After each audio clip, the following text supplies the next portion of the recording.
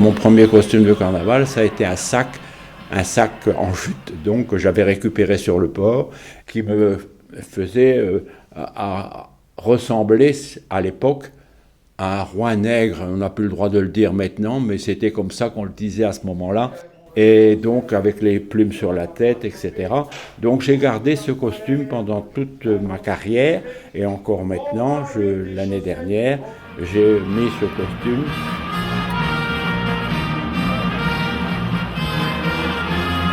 Mais j'ai constaté aussi que les costumes des gens avaient beaucoup évolué, en ce sens où petit à petit on s'est habillé, les hommes s'habillaient en femmes. Évidemment, le carnaval c'est la fête à l'envers, si vous voulez.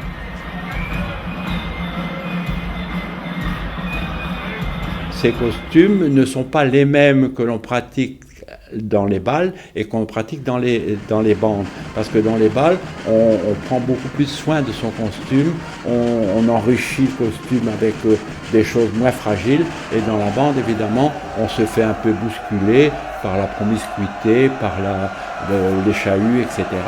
Donc il ne faut pas avoir peur d'avoir un costume qui soit costaud d'abord et dans lequel on se sente très à l'aise. Et on peut se déguiser uniquement avec un chapeau.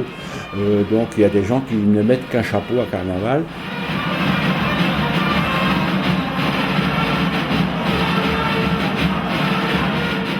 Les chapeaux à fleurs que nous connaissons actuellement, qui ont toujours une vogue, parce que en fait c'est très joli. C'est très joli parce que ça met de l'animation, ça met de la couleur, c'est très beau. Et ce chapeau a été lancé par le groupe chansonnier dunkerquois qu'on appelle les Proutes. Au départ, ils étaient 4 cousins, 2 frères et 2 cousins qui s'appelaient la famille Coulon. Et Mamie Coulon était modiste à Bergues. Et c'est elle qui lui a composé les chapeaux qu'ils ont mis avec les plumes, etc. et toutes les fleurs. Évidemment, on retrouve toujours des Écossais, on retrouve toujours des Chinois, on retrouve toujours des gens qui ressemblent à rien. On peut se habiller de n'importe quoi et ça ressemble toujours à quelque chose, quoi. Bien, il y a un attribut aussi que les carnavaleux brandissent au cours de ce carnaval, c'est ce fameux parapluie dont on ne connaît pas exactement l'origine.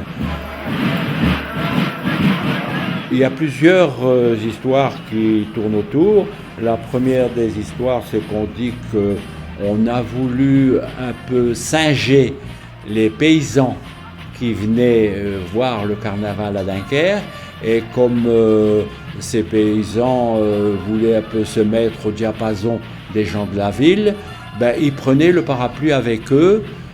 C'est pour ça donc qu'on a appelé ce parapluie le Berguenard, parce que c'était des gens de Bergues qui venaient voir la bande à Dunkerque. Après, on a aussi dit qu'un dimanche de la bande de Dunkerque faisait tellement mauvais que tous les masques sont sortis avec un parapluie. Mais c'est pas vrai, parce qu'à l'époque, du fait que le carnaval était beaucoup moins étendu que maintenant, eh bien, le jour du carnaval, quand il faisait mauvais, il était reporté au dimanche suivant. Et la troisième solution, qui je crois est la plus crédible, c'est que c'est un attribut de royauté. C'est le sceptre. C'est-à-dire qu'on est les rois de la rue, on est les rois du carnaval. Et c'est pourquoi actuellement, dans les bandes, on voit beaucoup plus de plumeaux que de parapluies, parce que le parapluie est encombrant.